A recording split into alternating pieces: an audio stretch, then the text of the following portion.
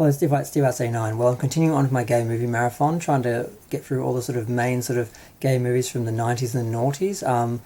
Now I'm up to Shortbus, which is a very confronting film because all the sex scenes are real. And even in the credits, you notice the extras referred to as sextras because there are group sex scenes and stuff like that. And it is very confronting because when I was first watching the opening scenes, I'm like, wow, these people are naked, they're not afraid. And then when everyone's coming, I'm like, that's real. I'm like, oh, is that real? And then I Wikipedia it, and I'm like, oh yeah, all the sex scenes are real. Okay, I just feel like I just watch porn, and I'm someone who doesn't watch porn, so I kind of feel dirty now. Now I watched this back in the day, I didn't get that, and I probably wasn't paying too much attention to it. I didn't find it very interesting. It's not actually a gay film, it just has some gay characters in it, but back in the day when we were sort of desperate for gay content, we would claim those movies as our own. So it's about a group of dysfunctional couples and single people, mostly couples, who are sexually frustrated, and they all end up meeting up in this salon in the early 2000s, which apparently they had a lot in New York City, where this is set. And we have like a woman who can't orgasm, who is a sex therapist or couples therapist, as she likes to refer to it. We've got a gay couple that seems, one is very unhappy, we're not sure why. There's a dominatrix who lives in a storage unit. There's her husband. There's a guy who runs the salon. I think that's it. It's just not that many people. It's not a big group. But they all sort of end up coming together and sort of, there's a nice air of acceptance and community from the film and from some of the scenes. But like I said, the sex scenes are very confronting. I particularly found the ones where one of the females was aggressively masturbating, very confrontational. It was literally in your face, and I'm like, okay.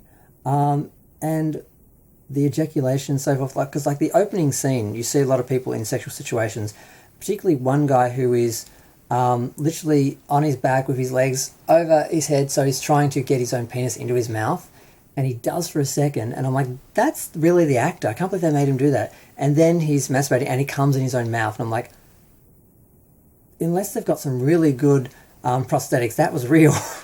I'm like, oh, I'm watching. So that part of the film just stuck with me for about halfway through the film. I'm like, oh, this is really extra on that level.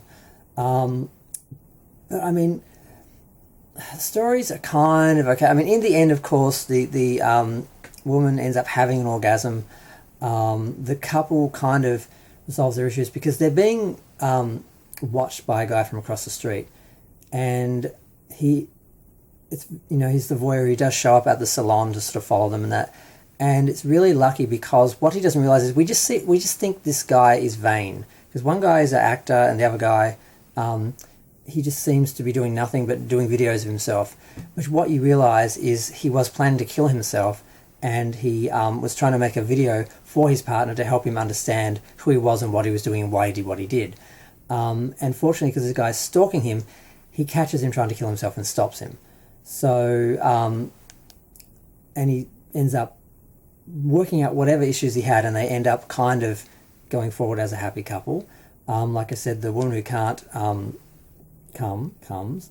The dominatrix, I'm not quite sure what her story is. I don't know. She just, I think, learns to get closer to people. Not a lot happens with her. The salon singer is really, the owner who runs it is really just sort of the dorm sort of mother in a way. But I don't know, I kind of liked it in the end. Like I said, the energy, the vibe, the feeling of acceptance and community, and all these people sort of coming together. And there are these big sex scenes where there's just heaps of people in all these different rooms, and they're all really having sex. Like I said, they referred to them as sextras, not extras, because they were all having sex. It's all very confrontational and strange, but at the same time, like I said, very open and accepting and kind of beautiful in an odd way. But yeah, like I don't know. I had a friend who had some very big sex parties because they had a really big warehouse style sort of apartment for years. They even got supported by some of the local gay safe sex sexual health sort of groups, and they would give them, condoms and things to give out at the parties and everything. So I'm not entirely a stranger to this sort of scene, but it's not the same like a house party as this sort of salon, which like the whole sort of like everyone is welcome. At the end they have like a band come in and there's musical numbers. It is really interesting, but it's just very I just couldn't quite get past the real sex, because and they do actually make a reference to In the Realm of the Senses, which was one of those big famous films back in the day where all the sex scenes between the main characters were real.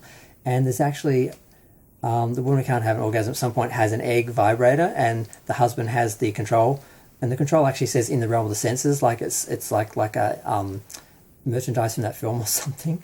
But overall the film cost, or was it 2 million to make, and it made 5.4 million, so it wasn't a failure. There's really no big actors in it or anything, but the overall acting and production quality was good. There's a really great little CGI representation of like a painted New York, that all the way through the film when they're going from scene to scene they move, you're sort of flying around over all the buildings, around the buildings, everything. It's really quite interesting. So it does have an aesthetic about it. It does have some production qualities, and it's interesting, but well, it's very open and, like I said, accepting in this feeling of community. It's also very sort of scattered and sort of lost in a way. So like there's no central sort of story other than just that we're all sort of trying to find ourselves, and like the big number at the end is we'll all get there in the end. So yeah, it was interesting. I would watch it, but I would watch it knowing that the sex scenes are real. And you're going to see lots of things.